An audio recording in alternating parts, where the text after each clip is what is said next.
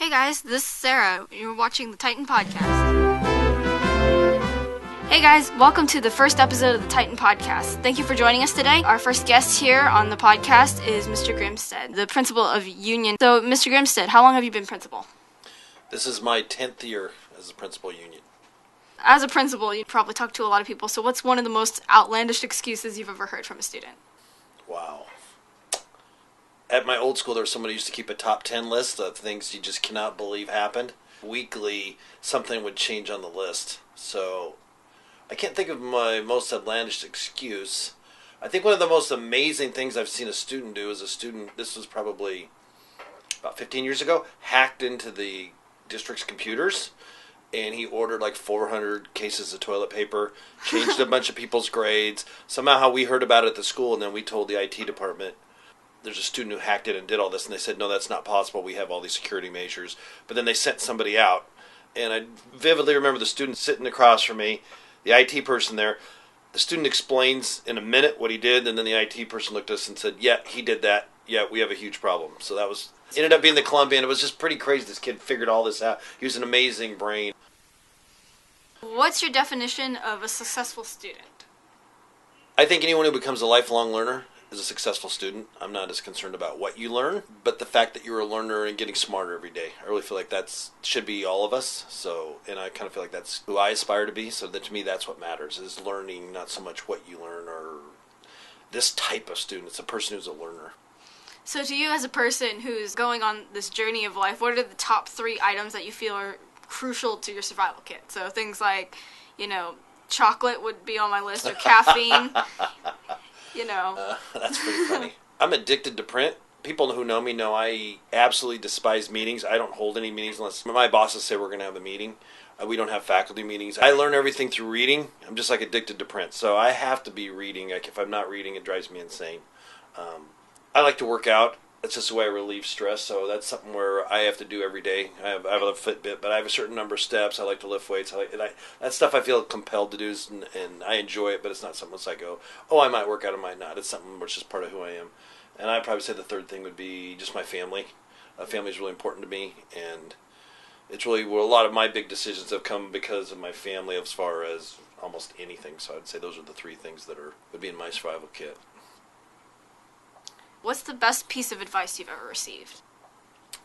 I would say professionally, as a principal, there are a million things happening all the time, and you're like sometimes you're a mayor, sometimes you have a million different roles as well, or not million, but you have a lot of roles. We wear a lot of hats, so it's not really so advice that people have given me, but it's more my perspective as far as my job. My job is there's a couple phrases that I think really matter for me. One is speed kills. I got to do things fast.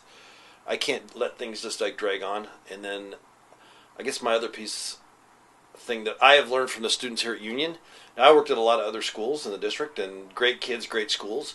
But when we first started Union, I heard kids over and over and say, I love Union High School. That kind of surprised me, because usually I hear kids say, oh, I love the football program, or I love certain things about a school, but I really never heard kids, and so many people say, so that really shaped my thinking. And as far as me as a principal, what I want is everybody to love being a Titan. I really don't care why. Again, I think there needs to be a lot of freedom there, so it's not because, I want everybody to love it because I got a great English teacher. Hopefully they do, but they might love it because they have Subway. So I think those that, to me, as far as being a principal, the speed kills. If people need something, they need it right away. I don't like to keep them waiting. I don't, whether they be students, parents, teachers, and so I like to, touch it once. I have some things as far as just how I do my job, but then as far as philosophically, I want students to love being here. And then I think everything else kind of takes care of itself.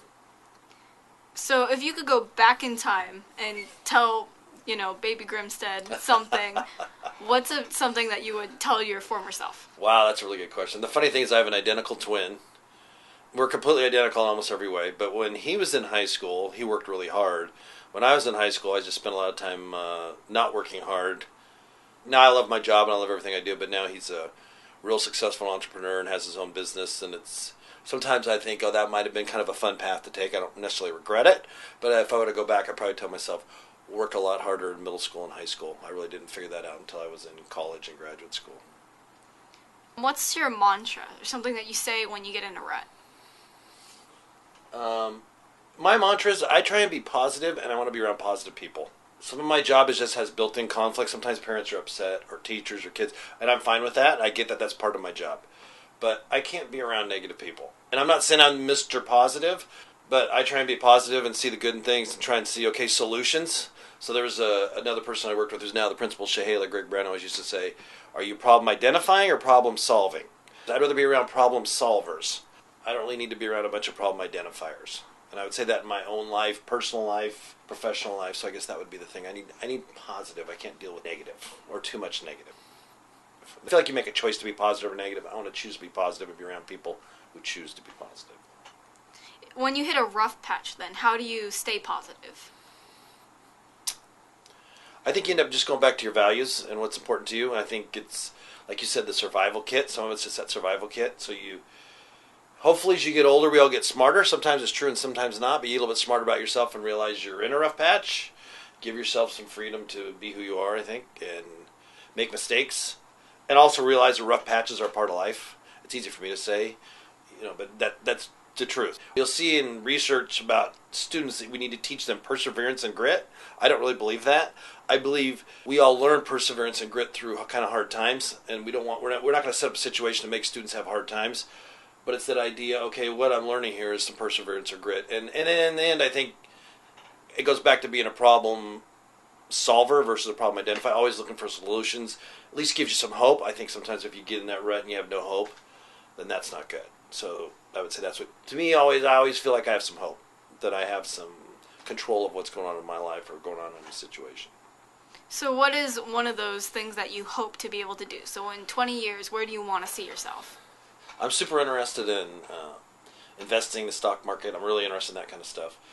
I have an interest in maybe being like an investment advisor or just helping people figure out their finances. I find a lot of people are just blown away by money and thinking about it, don't want to think about it, don't want to talk about it, and it's daunting. I love it. So right now I'm working with a student, Noah Puckett, to create a website that's all about it. Essentially, you take Twitter, put it on Flipboard, and you create magazines, and the Flipboard can then go to a website that's going to be all about money, investing, buying a house, paying off debt, paying for college, where to live. I'm super, like you say, in 20 years, I hope I've lived all over the world in 20 years.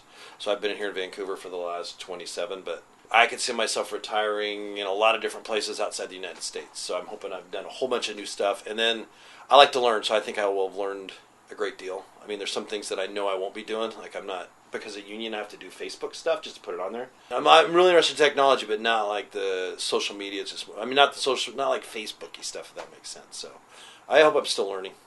Are there any people that you specifically attribute some of your success to?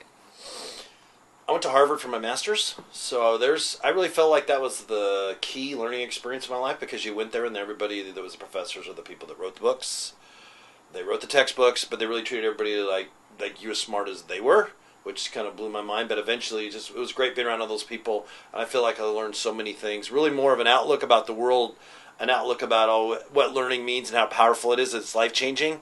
Real learning is life-changing, which I think is amazing. So I would say that was one of the key moments. I don't know if I answered your question, but key moments really for me as far as giving me tools to be successful as an adult, even just think about the world. Fun fact, there are 44 different breeds of turkeys in the world, including the gold turkey, the eastern wild turkey, and of course that unforgettable turkey, the Percy Jackson movies. Announcements for this week. Titan food drive for Thanksgiving. Make sure to bring in your items to your 4th period classes. We're doing competition. There are about 14 items on the list, and make sure everything gets in by November 20th. Winners can get a pizza party, a cookie party, or an ice cream party. Up next, ways to say thank you in other languages. So, Mr. Grimstead, if you don't mind, I wanted to play a quick game with you as Thanksgiving is coming up. This is ways to say thank you in other languages. So, I'm going to try my best at pronunciation, and you try to guess which country it's from. Danke? German. Grazie. Italian. This one's harder. Okay. Dekuji? Dekuji. Japanese? Nope. Dekuji. Russian? It's Czech Republic, actually. Ooh. That one's an interesting one. Evcharisto. Evcharisto. I'm just Russian. Greece, actually. Oh, I should have got that. Hvala? I keep wanting to go with Russian. No, it's not Russian. I don't have any idea. I'm going with Russian again. It's actually Croatian. Oh, I should know that. I spent a summer in Croatia. Dankjewel. Dutch? Yeah, it's Dutch. Tack. Tack. Farsi. It's actually Swedish. Tack. Surprisingly. Oh. Tack. What language did you take going through school? French and then theological French. So Very I can nice. read more than I can... I know a little bit of French, that's about it. Nice. Arigato gozaimasu. Japanese. Yeah, that one's Japanese. Sheshe. Chinese. Toda. Toda. Cambodian. Hebrew. Mm. Dhanyavad. Dhanyavad. Russian. That one's Indian. Hindi. Dhanyavad. Teseker ederim. Teşekkürler ederim. Is that Turkish? Look at that! Look how smart. Oh my goodness. Spasiba. I know this one. Spasiba. Is that Russian? That one's Russian. Yep. Hey, if you try Russian 10 times, you're going to get one lucky. Obrigado. I don't know what's that one. That one's Portuguese. I should know that. I think I knew that. And the final one. This is easy. Gracias. Spanish. Wonderful. Good job. That's pretty good. I don't know who it was harder on, you or me trying to pronounce it or trying to guess it. That was a challenge. Thank you, Mr. Grimstead, for joining us today on our podcast. See you guys in the next one. Thank you. Thank you guys so much for watching this week. We send out our thanks to Mr. Blackwell for lending us his equipment, Mr. Grimstead, of course, for coming. We will be releasing podcasts every 2 weeks, so the next one should come out the first week of December.